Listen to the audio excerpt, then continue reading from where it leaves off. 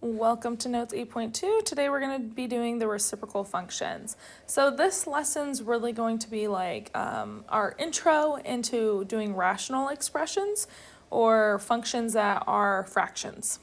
Okay, so this is going to be our most basic function, our most basic rational function, and we're going to be doing 1 over x. So it's called the reciprocal function. So any function that belongs to the family whose parent function is f of x equals 1 over x. So we have fractions here where x can't be equal to 0. Well, why can't x be equal to 0? Because you can never have 0 in a denominator. So I want you guys to be aware that there's going to be 2 asymptotes on this. We're going to have vertical asymptotes and we're going to have horizontal asymptotes. So let's talk about it. X is not allowed to be 0. So since x cannot be 0, that means x equals 0 is an asymptote. Okay, so that's our vertical asymptote. And there's going to be absolutely no way that y will equal 0. There's nothing I can plug in here for x that will give this answer to be 0. So my second asymptote will be at y equals 0. So pretty much I have 2 asymptotes and they're on the axes. So you can write a reciprocal function in the form of f of x equals a divided by x minus h plus k, where a does not equal 0. And x cannot equal h. So again, our denominator just can't equal 0. And this is going to be a discontinuous graph. So there's going to be 2 pieces of the graph. And each discontinuous piece is going to be called a branch. So I'll keep telling you, like, make sure you have all your branches. Make sure you have all your branches. Because every year I'll have a kid who just gives me one branch and not the other one. So there should be multiple pieces for each kind of like section, domain of your graph. All right, so looking at this. So remember, a is going to give me my stretch or shrink. It's being multiplied to the function. So if it is a vertical stretch, a is going to be greater than 1. If it's going to be a vertical shrink, a is going to be between 0 and 1. We've learned this over and over and over for all these different functions we've been learning about. And then if we wanted to reflect, remember reflections come from negatives. So if a is less than 0, or in other words, there's going to be a negative out front, then it's going to reflect across the x-axis. All right, and then we have our horizontal and vertical translations. So this one we're going to have to think about a little bit. So my horizontal translation will be x is equal to h, so that means my rights lefts. My vertical translations are my ups downs, which is y equals k. Okay, so what these are, x equals h and y equals k, these are going to be your different asymptotes. So if you guys think and use your imagination here, if I have a horizontal translation, so that means pushing it right and left, what would be affected by a push right or left? A vertical asymptote, so if I had a vertical asymptote, we would be able to push that right and left. So this is going to give me my vertical asymptote. And this guy over here, this is a vertical shift, so I'm pushing up or pushing down. Use your imagination, or horizontal asymptote could be moved up or moved down. That would be affected. So that would be a horizontal asymptote.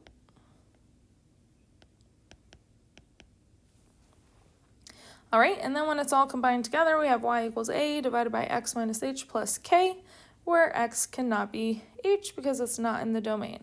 So we're going to go ahead and graph our parent function for the first time. So this is my parent function because there is no rights, lefts, ups, downs, stretch, shrinks, nothing. So we're going to go ahead and state the domain, the range, the vertical, and horizontal asymptotes.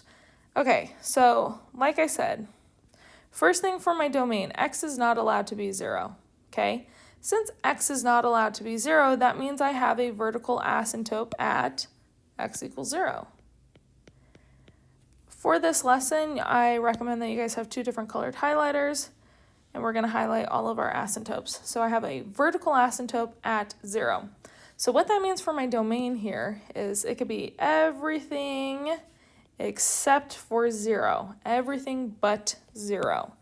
So we could say all real numbers except x cannot equal 0, but I like to use interval notation. So that means we can go from negative infinity to 0 with a parenthesis. Remember that parenthesis signifies that we're just not including 0. Union 0, it's going to pick right back up at 0 and go towards infinity. So it's just everything except for 0. This is excluding 0 because I have those parentheses on there. Okay, and then for range, like I said before, there's no possible way, there's no number I can plug in for x that will give me a y equals 0. Okay, so that means I have a horizontal asymptote at y equals 0. So it's going to have the same sort of range. All of this is good, good, good, good, good, until I get to this horizontal asymptote at 0, bad, and then good, good, good, good, good, good, good. So it has the same range, so we can say all real numbers except y cannot equal 0, or again from negative infinity to 0 parenthesis, union 0 to infinity. All right, so let's go ahead and graph this. There's really one main point that I need on here, and that's like your, I don't want to call it the center, but you guys will see once I graph it. So let's go ahead and make some little tick marks. Let's do 2 on each piece of our graph, like so. Okay, and then let's plug in a number. So x is 1, so 1 divided by 1 is 1. This is a main point. This point 1, 1 is going to be a reference point that we're going to constantly use. Okay, and then we could do some more, right? Let's pick like a half, when x is a half. So 1 divided by a half is the same thing as 1 times 2, and 1 times 2 is 2. So then I would have a point here at 1/2, 2, and then if we did 2, we would have a half. So then we have 2 1/2. Okay, so since we have these two, sorry guys. So since we have these two asymptotes, it's going to approach both of them. So it's going to get close, approach, go through my points. That was ugly. And approach with arrows on each side, but it's never going to cross or touch either one of those asymptotes. This is one branch of my graph. Now what you need to do is pick numbers from the other half of the domain. So my domain's kind of, or like my graph's kind of being split here with this asymptote. So now I need to pick x values over here. So let's pick some x values. Let's pick -1. If I do -1, I'm going to get -1. If I picked 2, I would get, or -2, I'd get -1/2. And if I picked -1/2, I would get 2. -2. Okay, again, we're going to approach and connect.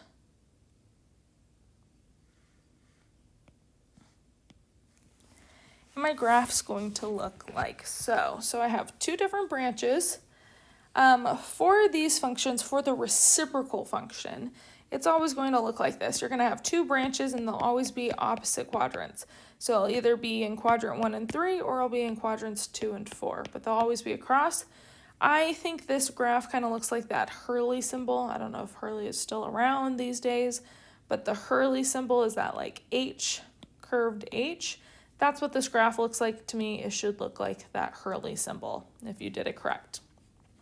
For this parent function graph, the main reference points we're going to be using is 1, 1, and -1, -1, and we're going to use those especially when we talk about stretches and shrinks and how that affects our graph. All right, let's go ahead and go to our next page here. So we're going to go ahead and graph y equals 4 divided by x. So 4 is being multiplied to my graph. So this is a vertical stretch by 4. And we're going to see what stretches look like on this graph. So there's no rights, lefts, there's no ups, downs. The only thing that's going to affect your guys' asymptotes is going to be rights, lefts, ups, downs. Since there's no right, lefts, ups, downs, our vertical asymptote has not moved, it's still at x equals 0. And our horizontal asymptote has not moved, it's still at y equals 0. So take your highlight in your two asymptotes. All right, so for this graph, I want us to go ahead and put 4 tick marks on all parts of this. So 1,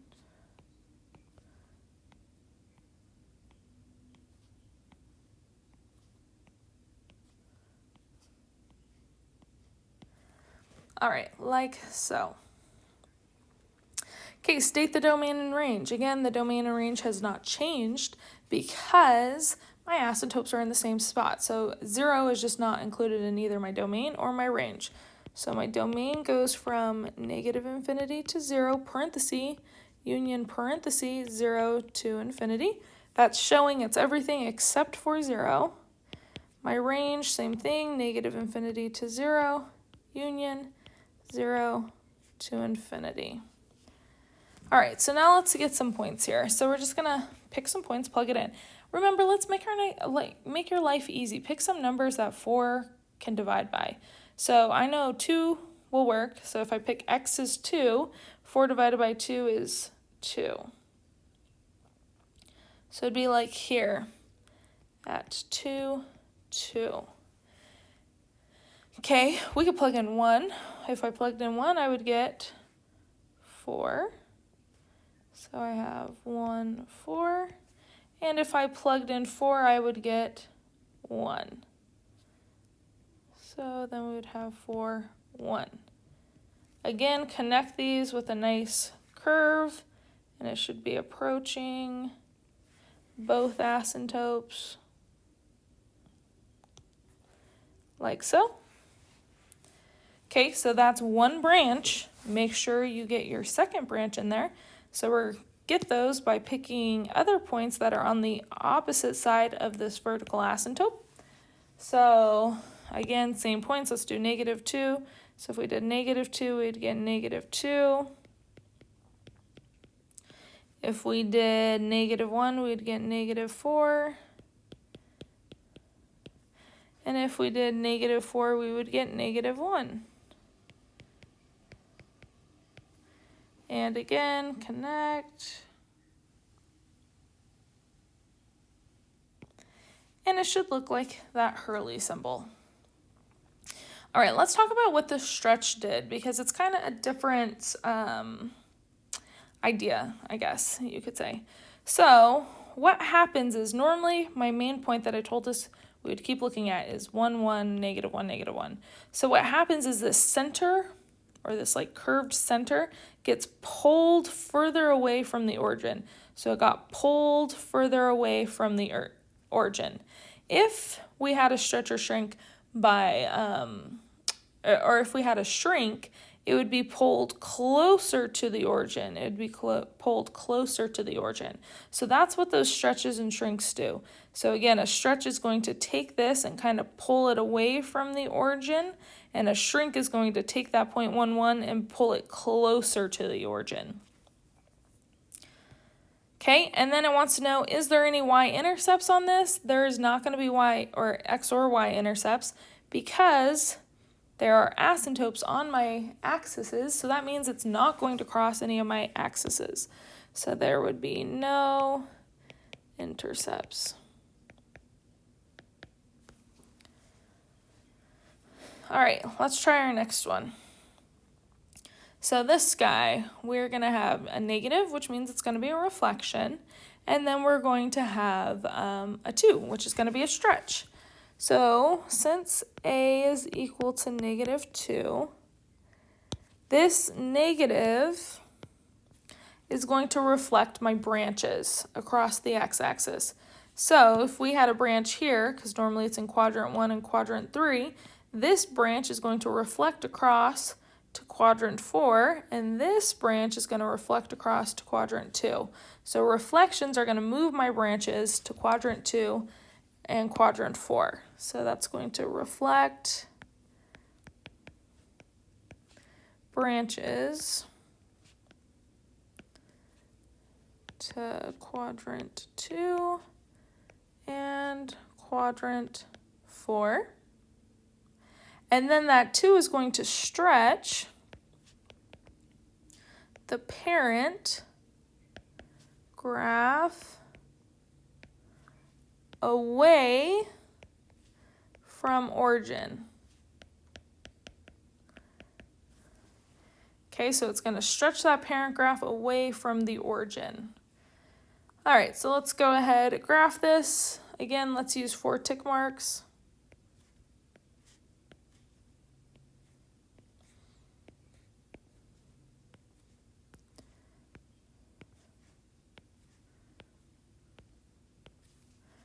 All right, this graph again has not gone right, left, up, down, so we know our asymptotes are still on those axes.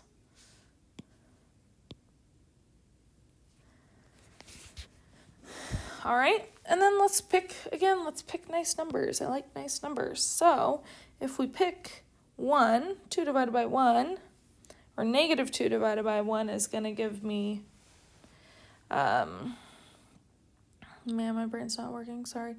-2 divided by 1 is going to give me -2. So we're going to have a point here at 1, -2. And then if we plugged in 2, -2 divided by 2 is going to give me -1. So that's going to be here. So 2, -1. Again, let's approach and approach. Like so. Okay, now you need to pick stuff on the other side of that domain, on the other side of that vertical asymptote. So let's go ahead and pick -1. -1 is going to give me a +2. And if we pick -2, we'd get a +1. Again, let's connect and approach both asymptotes. So again, we want to go ahead and see, did this stretch further away from the origin? So my normal points would have been here at the 1 and the 1 spots. So is it pulled further away from the origin? Yes, it is. And is this one pulled further away from the origin? Yes, it is. And then it was reflected. So now it's in quadrants 2 and 4 instead of 1 and 3. All right, let's try this one. Okay, so sometimes we look at this and we're like, what in the world? There's a 2 in the bottom. What does that mean? So let's just think here that we'll make a thought bubble. So we have 1/2 times 1 over x. So this is just a shrink, a vertical shrink of 1/2. So my a value is equal to 1/2. That's the only thing happening here. So a shrink is going to shrink the parent graph closer to the origin. So like I kind of think it's like sucking it in. It's getting closer to that origin. So again, we have no rights, lefts, we have no ups, downs, so my asymptotes are still the same. So let's go ahead, draw in those asymptotes, like so. For this guy, we really only need 2 tick marks, so let's go ahead and do 2.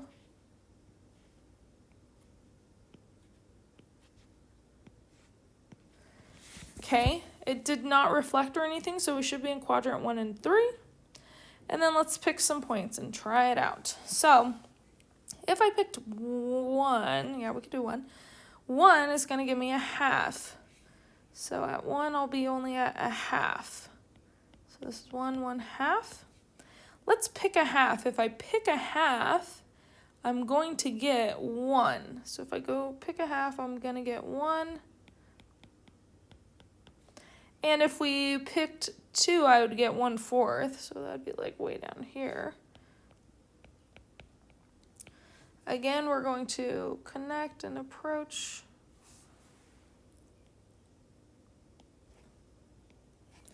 Okay, go to the other side of our domain.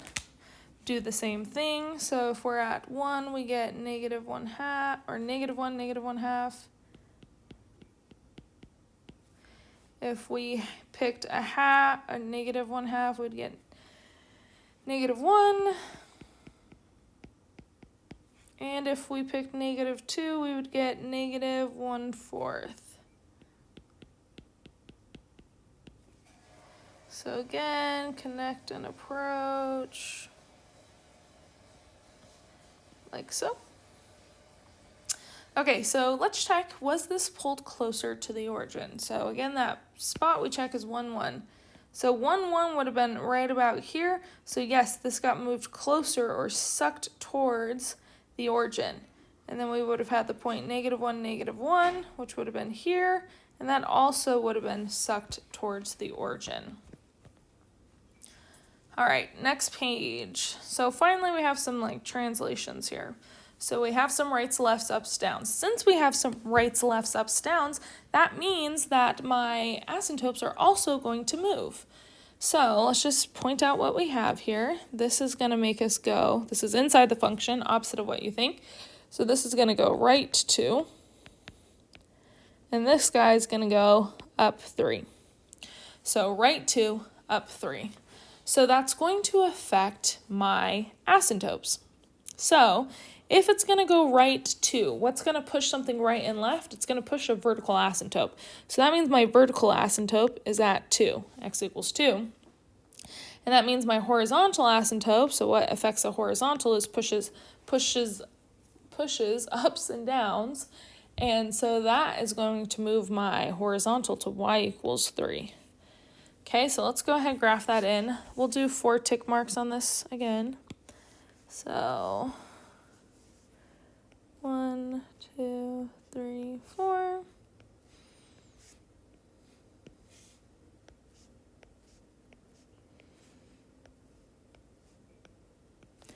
All right, so let's draw on those asymptotes. X equals 2, we have a vertical asymptote at x equals 2.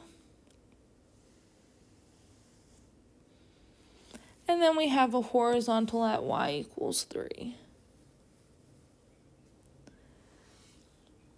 Okay, so this is now, these asymptotes are like your new quadrants. So I should have a branch up in this area and a branch up in this area.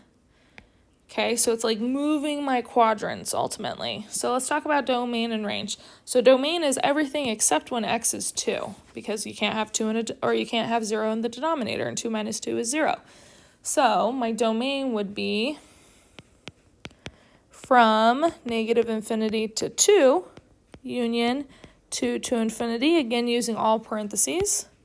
And our range would be from -infinity to 3, union 3 to infinity. All right, so now that we have those drawn in there, let's go ahead and figure out my intercepts. Now I can have intercepts because it's off of the axes. The asymptotes are off my axes. So I can have something that's going to cross my y-axis, and I can have something that's going to cross my x-axis. So we're going to go ahead and figure out what those points are. So for the y-intercept, so remember, then we plug 0 for x. Okay, so we're going to get y equals, and then if we plug a 0 in, that's 0 minus 2, so I get -1/2 plus 3. Okay, so then I get y equals 3 minus 1/2 is 2 and 1/2, so I have 0, 2 and 1/2. that would be my y-intercept. So we can go ahead and go plot that. So 0, 2.5 would be right here. Okay, and then let's calculate that x-intercept.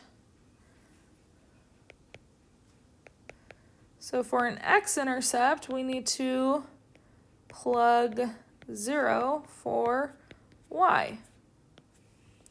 So plugging 0 for y, we're going to get 0 equals 1 over x minus 2 plus 3. So isolate where your x is. So I'm going to subtract 3 from both sides. So we get negative 3 equals 1 over x minus 2. Get that out of the denominator, so we'll multiply by this x minus 2. Cancel, cancel. Don't distribute, waste of time. So we have negative 3 times x minus 2 equals 1. Then we can divide each side by this negative 3. So I get x minus 2 equals negative 1/3. And then we're going to go ahead and add 2 to both sides. So we get x equals 1 2/3. So our point would be 1 2/3, comma 0. Okay, let's go ahead and graph that point. So it is 1 2/3, so that's like right in here. That was not supposed to have a comma. 1 2/3, comma 0. All right, that's enough. We can go ahead and connect these like so. So there's my one branch. And then you guys have to find at least a point up in the second branch. So that means look at these x values. That would be up here. So these would be my x values. We could use 3, 4, 5, 6, 7, 8, 9, 10. And then let's try to pick one that's going to be nice. And 3 would be nice because 3 minus 2 is 1, and 1 divided by 1 is 1, and 1 plus 3 is 4. So my point would be 3, 4, which would be here. And again, it's going to be an approach and approach, like so. And that would be a graph with some translations. All right, last two that we're going to do. So example 6 is going to be our last example. So write an equation for the translation of y equals 3 over x that has the given asymptotes. So remember, your vertical asymptote is given by h. Your horizontal asymptote is given by k. So if we know what h and k is, we just add it on to this formula. So we have y equals 3. It goes x minus h. Well, x minus 0 is just x plus k plus 2. And that would be my equation. This guy here, same idea. We have h, k. So we'd get y equals 3. X minus h, so x minus minus 2 is x plus 2 plus k plus 1. And that is going to go ahead and conclude our notes for 8.2. I hope you guys all have a fantastic day.